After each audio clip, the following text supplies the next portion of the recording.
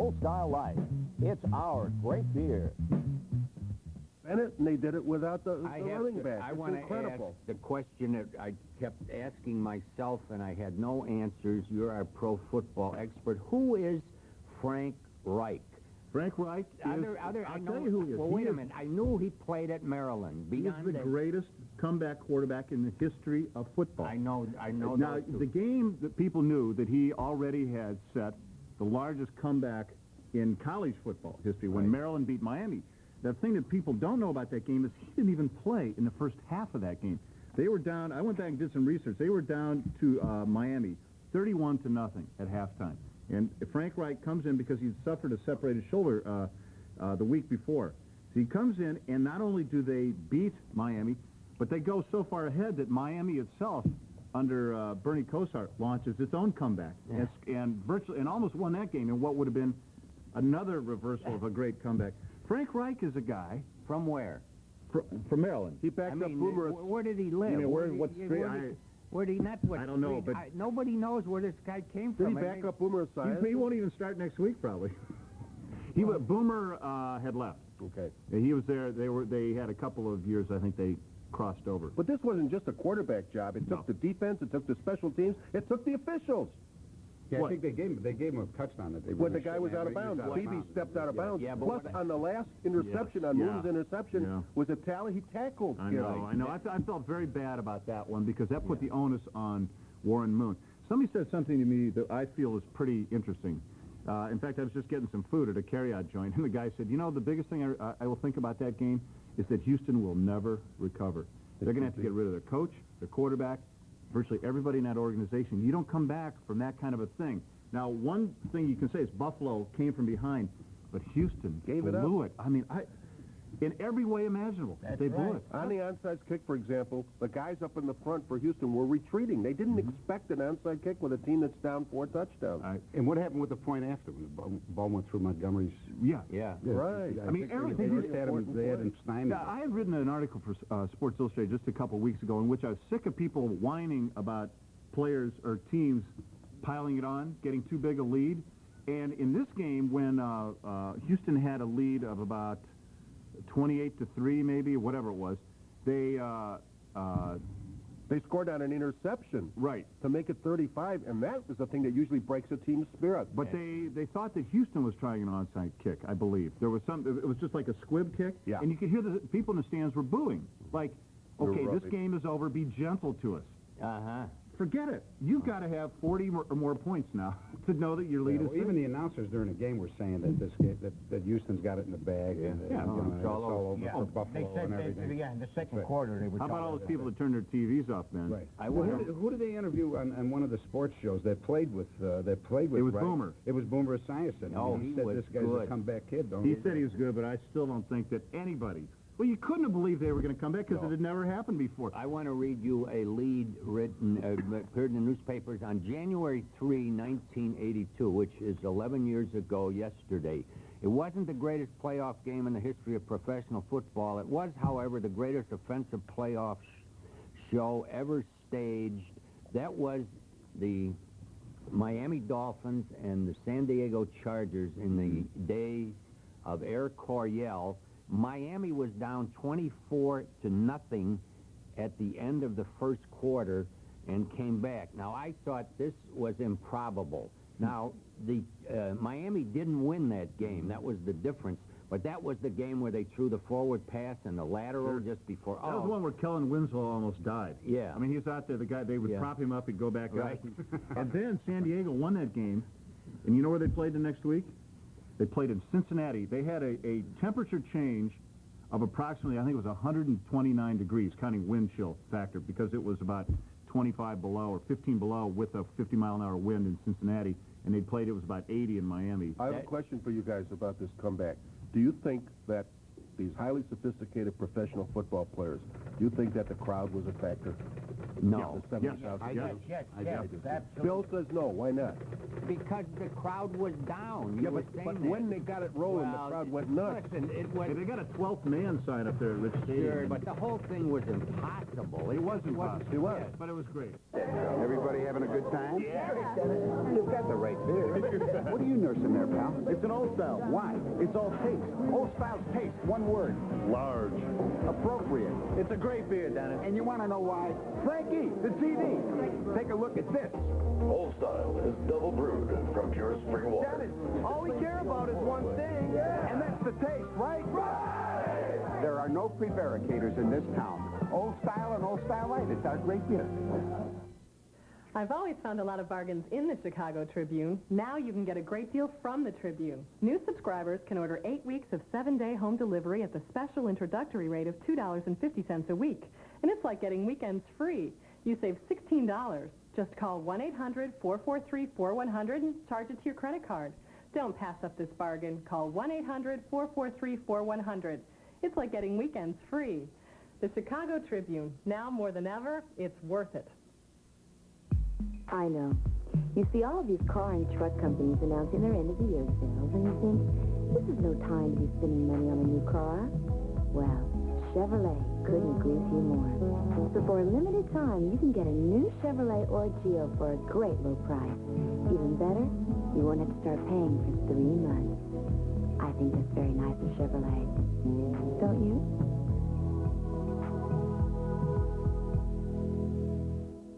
Like keeps talking about bringing in a coach who's, already been somewhere in the NFL.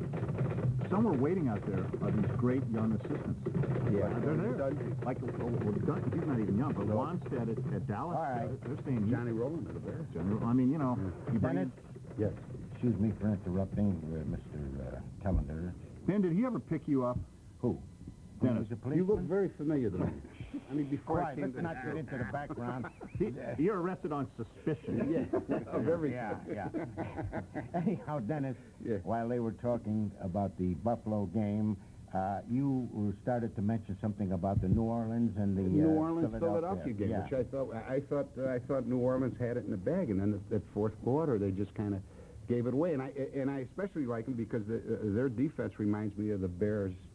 1986-87 defense. Yeah. They got four of those linebackers are going to the Pro Bowl and everything, and that was quite a swing too. That's going to crush New Orleans. We're talking about these devastating teams. They haven't never won a playoff game. And you know what? No team who plays in a dome has ever even been to the Super Bowl. None. Not Atlanta, which is in a dome now, not Seattle, not Indianapolis, not Houston. Because it's inevitable they're going to have to play a foul-weather game. That's proof that there is a God. All right, I'm with you on that. Anyhow. Hey, can I give you one last comeback, Ben? Sure. This also from research here. This is Division I AA. You'll like this. This was last year. Nevada Reno playing Weber State was down 49-14 with only 12 minutes left in the third quarter. And they came from behind to win 55-49. What year was that? That was last year. Last year. Well, what about Notre Dame in the Cotton Bowl when Theismann was thrown to Haynes? They were 18 points down in the fourth Was it quarter. Theismann or was it Montana? Montana. Yeah. Montana thrown to Haynes. Anyhow, Rick, Go ahead, I'd Ben. like to go to you because you want to talk about a person who has been named, quote, the most powerful man in sports. Yeah, he's sitting right next to me. Well, fine. No, Put actually, my arms around him a little bit. the most powerful, the most powerful man in sport. If somebody told you this 20 years ago, even maybe 15 years ago, you would have said you're crazy. You mean it's the head of a shoe company? But it is, Ben.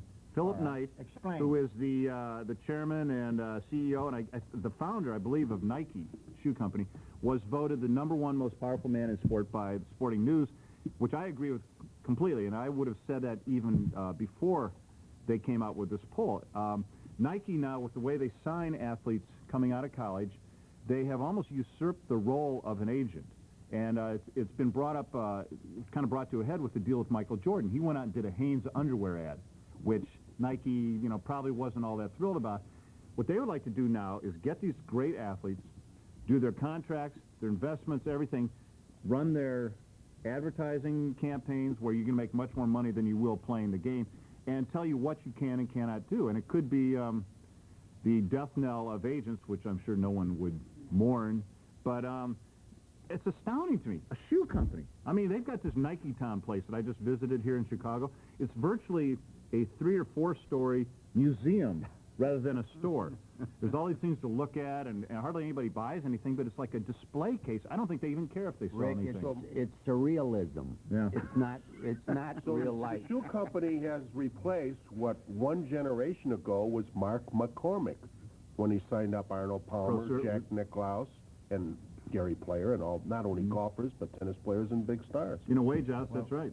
Yeah. Irma Bombeck wrote a hilariously satirical column about shoes, about $500 shoes, you know, that your kid needs it.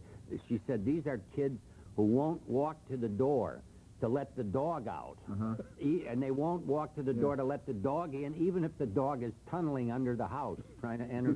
She said they need these shoes. It was just great. And that's how the whole thing, well, we've said so much about this, Rick. It's so hilarious. It's like a crazy movie. Dennis, wouldn't you like to star in this movie? I've starred in a lot. In other words, you've run the gamut. Huh? And this is a serious question, Dennis. You're still wired in with all these Chicago cops. Yeah. Why don't they wear Nikes? Why do cops wear big black shoes when you got to run after Oh, guys? they need that for weather. They need that for Well, no, Nike, their shoes, Nike You've been on the shoes. other end of his baton. Let me ask the policeman here, please. Okay, Well, go ahead. I don't know. Maybe that's an idea. Maybe they should start wearing, Air Jordans. Uniform. Yeah. We better not say anything. Maybe we'll give them an idea. We're giving ourselves away. Best shoe shines this side of the paratroopers, Chicago coppers. Great shoe shines. You even see them out, those guys at the stadium, Rick, in terrible weather. They've got that beautiful shoe shine. I don't know how And I always wondered, you're running after Your roll question, call. Huh? They're too expensive. Oh, well, We're having trouble enough getting a raise for policemen and firefighters. I remember every when I was kid a in kid, you used to get those little gym shoes that had a little thing on the side by the They ankle. call them Chuck sneakers. Taylor, Red Ball jet shoes. Something like Converse that. All-Stars, Yeah, right? something. Yeah. Every guy in a gang is wearing... Yeah, There they are. Yeah. You're not going to threaten anybody, run away from anybody. Every kid in every gang has got a $100 pair of shoes. I don't know They're how coming they do back. Who's second, Rick? In what? The most important person. Oh, I think second, Reinsdorf is Taylor. third. No, second, actually, Philip Knight replaced NBA Commissioner David Stern, who was #1 last year. Then it's followed by Ted Turner. I mean, obviously, here's the guy who owns the TV, all these TV networks. Then Jerry Reinsdorf, and then Baseball Players Union Chief Donald Fear. But think of that. I mean, we could probably just sit here and ponder the thought of a guy who owns a shoe company being the most powerful person in sport. I would think one of those agents would rank in it. Powerful man in sports. One of the agents would You be used up to be there. agents, a guy like Lee Steinberg. Yes. You know. Has 8, 10, 12, 15 players who are first But round. that doesn't have anything to do with their playing ability, right? I mean, No, it doesn't, but, The shoes, you mean? it's almost irrelevant. If you sign up a guy like Shaquille O'Neal, Yeah. and you get him, and he is the heir apparent to all this publicity, and they do this wonderful show. Do you ever see that thing, Inside Stuff? The NBA's kind of like promo. Yeah, I think so. It's for kids, and it's sucking in a new generation of kids to get them really interested in the NBA. It's really well done. Ahmed Rashad is on it, and they do a lot of videos. They do fun stuff. It's hip. It's cool. But those shoes, man, those shoes are tied in with everything. Well, here's where free enterprise rears its head. Someone else, some other shoe manufacturer, has to get the next star to come Are along. you for it or against it? I'm for free enterprise. Okay. Except in the telephone system, we have to punch 20, 8, 30, 40, 54 worst numbers. thing that ever happened. I don't know how to make you know how to make a phone call. I had to punch 54 numbers. Sports fans, now you can hear both sides of the story. Why don't you play the game and stop crying, you big baby? Knock it off! Knock it off! Come on, let's play ball, okay? And get an inside look at two of your favorite sports in these fascinating new videos, the secret NBA and the hidden NFL 2. Both videos are free with your paid subscription to Sports Illustrated. The best way to get inside the action for over 20 million readers every week. Go, baby, let's go to war! Your two free videos will take you into two different worlds. Kareem is playing number 8. Now, what the hell do you want? He's a wide receiver. He went out here and tackled it right in front of you. Each with their own story to tell. Tommy, how well this is a pass? Your bad call trumps that bad call. And neither can keep a secret. Well, tell him to shut up. Shut up, man. Shut up. So call the toll-free number now to hear what everyone has to say. Pay a lot of money for that hair weave. Hey, get out of here. You'll know what it feels like to be in the heat of the battle. You just killed the quarterback.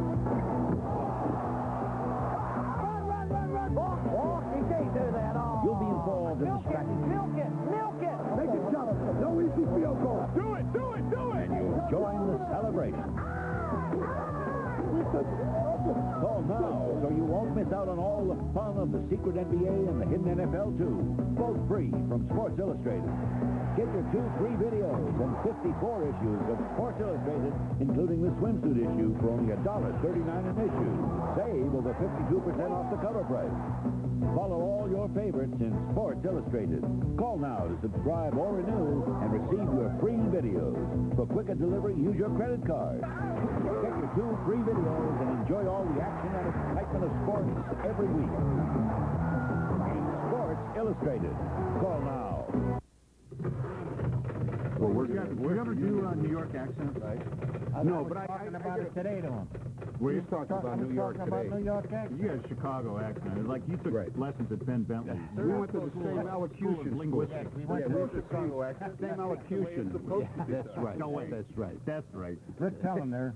Wow. You have some Christmas cards with you. Yeah. And will you tell me why? Yeah, Ben, well, it's, I didn't get to see you guys over the holidays, and we just, it's like show and tell here, and it's so good to see everybody, and hope you had a wonderful New Year's Eve, or New Year's Day party. Oh, it was glorious. Yeah. And, Jauss, I know you did. I know you celebrated. And, Ben, I hope you had a good time. You were in Florida, right? Yes, I was down in that's great. Florida with the All right, New well- Yorkers. Huh? With a lot of New Yorkers. Well, I'm sure they appreciated your accent. But here's a couple, I think people will get a kick out of these. This one is from the, now why they send these to me, I don't know. This one is, actually, this is from Ron Marcinak, an old coach of mine at Northwestern. It's the Cleveland Browns, right there. You see that? Yeah, Isn't that lovely? Shows Santa coming down, landing on the Cleveland Browns facility. Now, here's a good one in light of the game yesterday. This is from the Buffalo Bills. It says, Dear Santa, what does it say? What we wish for is, can you read that, Bill? 101 points. 16 wins, AFC title, Super Bowl rings. Says nothing about a big comeback. No, nothing about Okay, it. and then here's, I like this one. This was, I think, was drawn by Dan Marino's child.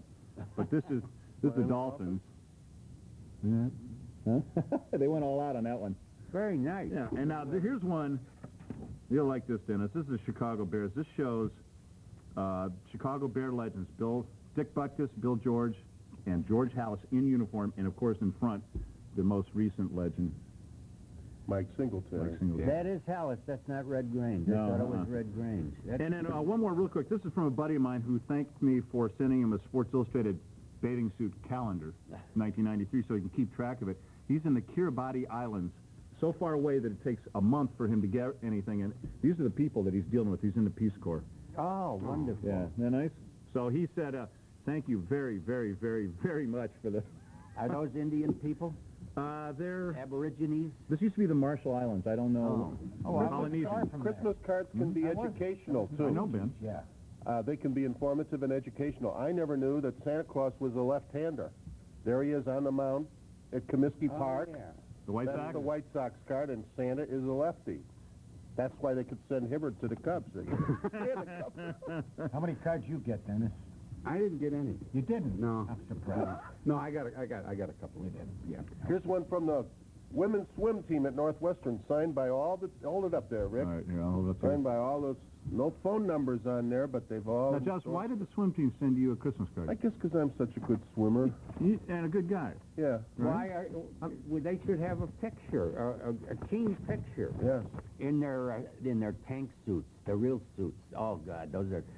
Hey, those you know, are Dennis, I marvelous. wanted to ask you a quick question about being out in L.A. I mean, you had to go out there and stuff. And can you compare Chicago sports with L.A. sports? I mean, the fact that people leave the Forum before the fourth quarter if the team isn't ahead. Well, I don't think there's any sports that are better than Chicago sports, or any fans that are really more supportive than Chicago. Nice you to as say. evidenced by the Cubs fans, you know. And good looking too. And the good looking and real well dressed too, Chicago fans. But no, I think Chicago is the greatest town in this country for sports, and we have it all really. And I think a lot of times. Most of the times we appreciate it, but a lot of the times we don't. You know, we just kind of take it for granted, like we take the Art Institute for granted, and we really should sometimes, you know. Do you see back some of the sports when you're in L.A.? I try to watch all of the sports. The good thing nowadays is of course, cable. You have ESPN, Channel 9 is popular all over the country. Not to mention Sports Channel. Not to mention the Sports Channel and the Ace Award nominees on the Sports Channel. Dennis, you got two football teams in L.A. When Mayor Daley visited with us in this cellar, he talked about the probability, he's for it, having another pro football third team in Chicago. Would you like a second team? Yeah. Would you? I don't know. Somebody to I'm a challenge Bear the Bears. fan. You know, I don't know. If you're a Chicago, you have to be a Bear fan. You know, He's a North Sider. So am I. A lot of South Siders. I don't think there's any chance of us getting No, one. because it's television. Why? Because, expansion, they're going to go to those There other are markets. two in New York, there are two in Los There Angeles. should be. There used to be This two is the here. greatest city in the country. Speaking of free enterprise, it would be a little competitive maybe for the family that owns the We Bears. can certainly handle it. Be I was curious. competitive. I saw you a while ago in Bleacher Bums. You know the play? Sure. Now, there were just, it only seated a couple hundred people, whatever. Do you do that because you're a sports fan? I mean, that's a play about sitting in the bleachers at Wrigley Field. Well, I did it for a couple reasons. Joey Montaigne, who was one of the originators of the show, was going to mount it again, and he was going to direct it. He's a very dear friend of mine and a nice guy and a real hard guy to say no to. And plus, I enjoyed the play when I seen it the first time around, and it was, I knew it was going to be a lot of fun to do. But it was one of the hardest plays I ever did because you had to know when the strikes were coming, when when to cheer, when You're not looking to out at cheer, the and all crowd, that. and there's nothing happening. There's nothing happening, so it's all going on in your mind. And we had cues, and if you missed a cue, you went from the first inning to like the seventh inning. You were staying. I mean, we did that one night. We missed. So the play was real short that night? It was real small. It went for about 4 innings. Dennis, I have another question that intrigued me. Were you recruited for acting right off the Chicago Police Department? Is that how it happened? No. I met through a mutual friend of mine, a writer named Charlie Adamson. Michael Mann, who's a North Side guy from Chicago here, from Budlong Woods, came to town to do a movie called Thief. And James Caan.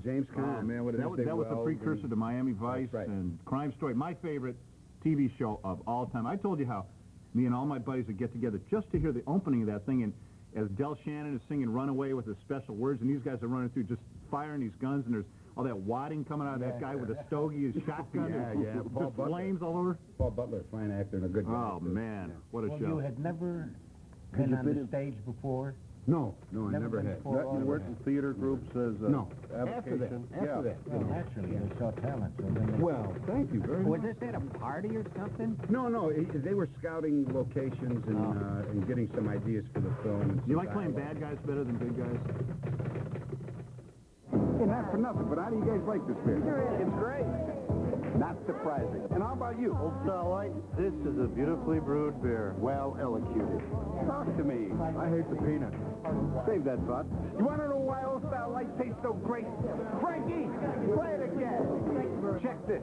Old Style Light is double brewed from pure spring water. Then as long as it's got real taste, who cares? You want to put poor Frankie here out of work? Old Style Light, it's our great beer. Say, that's a great-looking camera you have. Where'd you get it? No, don't tell me. One of those specialty camera shops. Wait, I'll bet it's a big-name department store. I'll bet it set you back a bundle. Actually, no. Introducing the Nippon 35mm focus-free camera. The hot shoe is synchronized for electronic flash, a 50mm lens, and a tripod mount. It also comes with a convenient neck strap, a deluxe leatherette carrying case, a professional 50mm sunshade, and a 2-year unlimited warranty. With all these features, you'd think this camera would cost over $100. Well, think again. Call right now, and the first 10,000 customers who order the Nippon camera will also get 100 rolls of free Kodak film with purchase processing. The simple, lightweight, and affordable Nippon 35mm camera and 100 rolls of free Kodak film with purchase processing. This no-fuss camera can be yours for only $19.95. Say, where can I get one? Just pick up the phone and call. It was fun anyway. It was a lot of fun. Now, I remember, I can't remember, the crazy guy, Joe. Yeah. Where, and he's looking at a bottle of Dom Perignon. Yeah. This is Don Perignon. What's this Don? They had good lines. I got a great line for Bill Jauss. Before you do that, Ben, I want to, Dennis, will you smoke a cigar for Telander's sake? Thanks a lot. All right, I'm going to hold up one more Christmas present I got. I got it from my in-laws. I want everybody to see this. See that? No, I If you're can't see smoking it. in here, you're better be on fire. Yeah, well, we're on fire. Okay, this hangs in my house. We're on fire. There you go. Thank you, Dennis, very much for lighting that for me. Hey, I want to say, too, Ben, that we got the payoff for our fines. We have little fines that the people who are peering in don't have to know anything about, but you came up with a sawbuck, as we say in Chicago. We got about $80 in the treasury. I pay now. my debt. We thank you. Go ahead, Mr. Okay. Bentley. I want to go to Bill Jauss. The bowl games are over. Alabama reigns supreme. And my question, who's the second best team in the league? Bill Gleason has my sawbuck. Yeah, did we bet? On what? Gleason I bet said on Alabama would win. I thought Alabama would lose because it has no offense. It still has no offense, but the defense. Have you apologized? I've apologized and paid off. Oh, you did? $10. The number one team, the number two team in the country, in my judgment, is Alabama. Number two. Okay, who's number one? Because Judge? if they were to play tonight and Holt stayed reasonably sane and ran those backs between the tackles, I don't think Alabama could stop Notre Dame. Interesting, Jauss. Right now. Real interesting. I'm not saying for the season Alabama deserves it. Undefeated, incredible defense. I think Alabama could stop the San Diego Chargers. Boy, if they got a deep...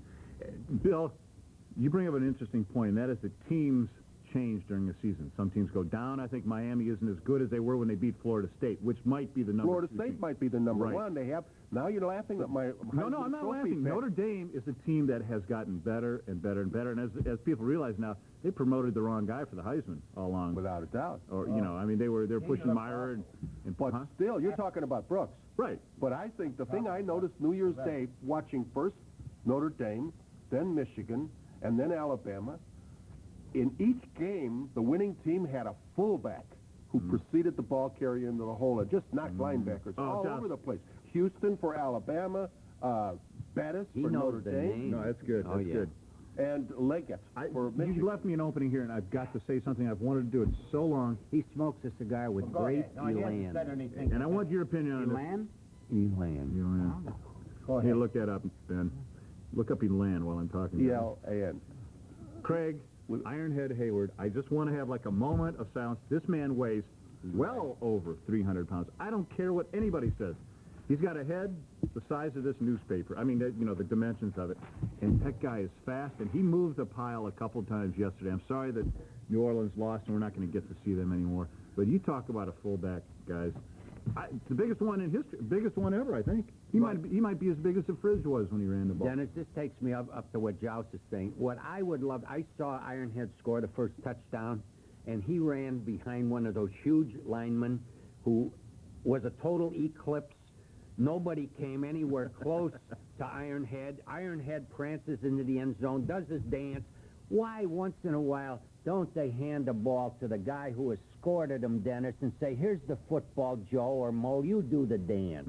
Or Larry or Jerome. Or Jerome. I mean, look at Bettis. Bettis running behind that line. Who's going to stop him? Yeah. Well, I think also that time when Hayward scored, he ran behind Dalton Hilliard. There's a little running back throwing his body around there.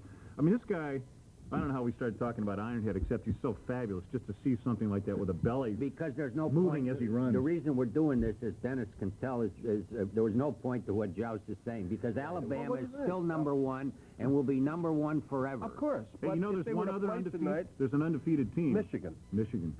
Yeah. And never lost. But think of this: Notre Dame on New Year's Day beat the toughest opponent of all the teams that won. Well, Miami was a shadow. Oh, no. Miami was nothing. The quarterback ranked number one and had been for about the quarterback 3 years. is a figment of his own imagination. Dennis, you think he's going to give any credit to Alabama? Oh, I give a lot of credit to Alabama. Let me ask you this: how badly do you think Gino Torretta hurt himself in the NFL by that performance? That's a good question. Not at all. Not at all, because he was already typed as a underachiever.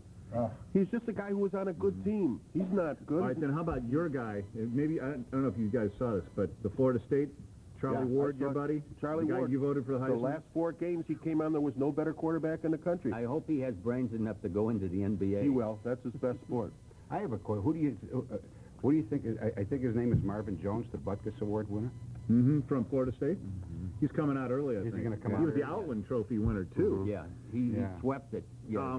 He'd be a first rounder. He might be a lineman, might be a It's the first kind of pick. player the Bears need. I was going to say, would the Bears have a shot at him? I'm afraid he'd be gone. The Bears He'd be picked gone. 7. They 6 and 7. 6 or right? 7. They're not real thrilled, I think, with getting Alonzo Spellman either. You know, there's a young guy. Guy had another year left. The Bears always said they wouldn't draft anybody early, but they got to take these guys. People were concerned about Marshall Faulk coming out. The NFL said it would boycott or would block his entry into the league because he has 2 years of eligibility left. That's all over. That's all posturing. They can't do that. Well, it's inconsequential because the whole league is going to change. I had a long conversation with Finks and Jim Finks of the New Orleans Saints. Because the whole thing is going to change, and these guys, whether they come out or not, they're not going to get the big money. What about as it should be? Al Davis standing in the way of this agreement, though? Yeah, That's free agency. The new Konica Big Mini, world's smallest fully automatic 35mm compact camera. The Konica Big Mini, plus Konica's color print film. The right film for the right shot. For your nearest dealer, call 1-800-MY-KONICA.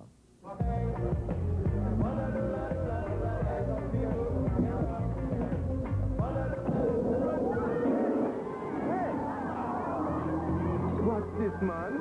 Excuse me. Hey, look, these guys are from Jamaica. They don't like snow. Here, try an old-style classic draft. It's cold-filtered, cool brew taste stays inside the bottle where it belongs. You see, being cool has nothing to do with the weather. Classic draft and draft light. Fresh draft taste without the snow job.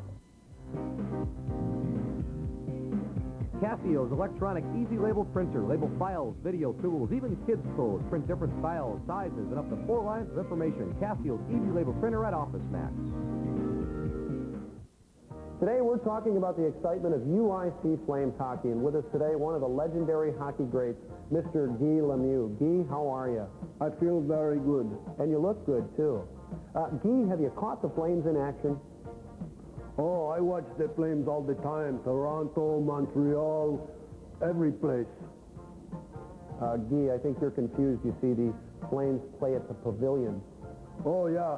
I play with Bobby Hall, Stan Makita, Brad Park. Well, all there the you have famous it. players I play. UIC Flames hockey. Catch the excitement.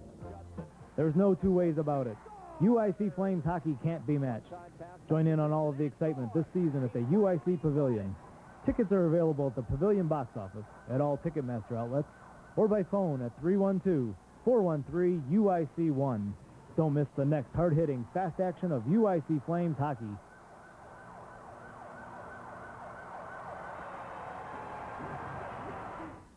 Actors are discovered after 15 years. But you got to make Yeah. it first. They're paying these guys on the. They're paying these guys on the come. My favorite lines when you looked at the guy and said, "You puke." You remember that? I mean, It's like Shakespeare, isn't it? how does it know? That's a great line. That's a great line. When I'm done with you, all you're going to have is a tin cup, a 7-digit number, and a toothbrush. Yeah. I said that? I couldn't have made that up. Wow. I want to memorize the line. I want to move on a little bit here and back again to you, Bill Jauss. A very simple question. When is it appropriate to fire a college coach, and what are legitimate grounds for termination? Are you asking me if I were athletic director when I would fire my coach? President, you can be anything. Yeah, president. That's Yeah. good. President Of the university. President Right. of the university, I would Right. fire my coach on the eve of the opening game of the World Series or of the Super Bowl. Period. Oh, boy. Okay, why? Well, obviously, so it wouldn't get the attention and the ink and the pub that it would get if I'd fire him on a slow day. Well, you're talking about the right date. The right date. Yes. We're talking, I think the point of this is what would influence you. Yeah, what are the Fire. ethics behind Why would I fire him? I'd fire him if he cheated. I'd fire him if he interfered with the players, if he was exploiting the players. Let me give you another example. Okay, right? wait, Jess, would you fire Larry Smith? Would you fire Johnny Mazurs? Yeah. Yeah. I don't know. I don't know enough about those individual cases. We're talking about something serious. Well, you know Why would they enough sue about you? the What'd Smith they do wrong? case. I'd Smith fire lost Earl, some I'd games. fire Earl Bruce for the reasons he was fired. Okay. Larry Smith lost games. If you're president, you're going to fire a coach for losing games? Depends why they lost them. Yeah, they do. Okay, gentlemen, I'll give you my answer, and it's the realism that he dealt with in the 100-yard lie. I fire them when they're losing. When they lose, it's big business. You know what, Bill? That's honest. That's well, at least right. it's honest. Here's a player. These guys make all these other excuses, though. Yeah. Fired him because of They brought philosophy. Smith. They brought Smith in from where was he? Arizona. To raise the standards, the academic standards, and he did that. The mistake that You were asking me, and I'm the president. I'm not firing them for losing. I'm firing them if the players are being ripped off and exploited. I'm firing them if the players don't graduate from college, which is the main reason they go there, not to play football, and I'm firing him if he cheats. Did you hear that waffling University of Tennessee president explaining why he fired Johnny Major? That guy should run for office. Seemed like he was sending a corrupt senator to prison or something. I mean, it was... Dennis, here's one. We've argued for years in this cellar that these college football players and basketball players who produce such great revenue should be paid. And this goes back to you again. Now, here is the first player I've heard come out. This is Alabama lineman, defenseman, or whatever, John Copeland. I never heard of him until this. One team walked away with a Crystal Trophy valued at $35,000, but Miami and Alabama earned $3.8 million apiece, which led Alabama defenseman John Copeland to do some thinking. And this is what this young man said, Dennis. College football players make the institutions a lot of money, and they don't give any of it back. Athletes get a free education, but what about the guys who come from poor families who can't afford to send the money? What about late-night snacks when you want to eat? You have to get money from somewhere, unquote. And that's, Jauss, why, if I'm the president of the university, I bring the guy in. I'm not a hypocrite. Dennis, you hire him to win. Win. Smith's mistake, he lost to Notre Dame. That player is not the first one who ever said that. 2 years ago at Notre Dame, where they don't pay the players, where they do graduate, in the Notre Dame press guide for basketball, I think 9 of the 11 players, when asked, what would you change about college sports, said, we should get a stipend. Bill, you brought up the biggest some point. money. Nobody ever asked the players. The players have no power. They have nothing. Exactly I don't want to see a union, but this is kid, Kenyon Rashid, who's a starting fullback at Oklahoma. Very bright guy. And he was on Nightline about a week ago. He said, you know, they keep doing this to us. Rick, why don't you want to see a union? I'm not a... unions are the last... you know, and that's like a desperate reflection... or a response to management when management will not address your needs. Then it's a course of last resort. Would you wear my AFL-CIO hat while you're saying that? Now give us your management stance. I feel different. You're cleansed. Hey, with the hat on. Workers unite. With the hat on, you know who you look like now, really. And I'm not kidding. You look like Ryan Sanders. I was going to say, Rhino, I can see better, too. That's the... I feel a lot richer. Hey, you'll What be union proud. is that? That's the Bartenders Union, Hotel and Restaurant of And honestly, I'd hate to see them go on strike. Well, now, you take this desk. I'm in a union, you're in a union, you're in a strong union. Are you in a union anymore? Not that I know of. And you're... Yes, I am. I'm in a family union. You're in a union. So we got right here 4 hours.